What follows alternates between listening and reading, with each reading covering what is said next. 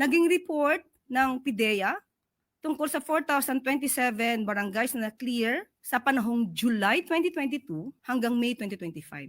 Tandaan po natin, may certain period.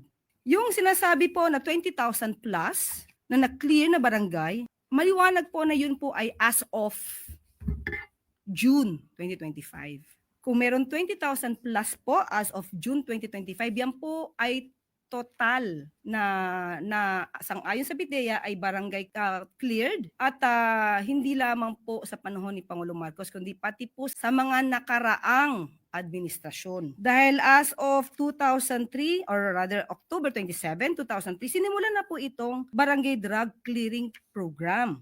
Kumbaga noon pa po ito ginagawa pero noong 2017 po nagkaroon na po ng muli ng bagong data then nagkaroon ng mga panibagong guidelines.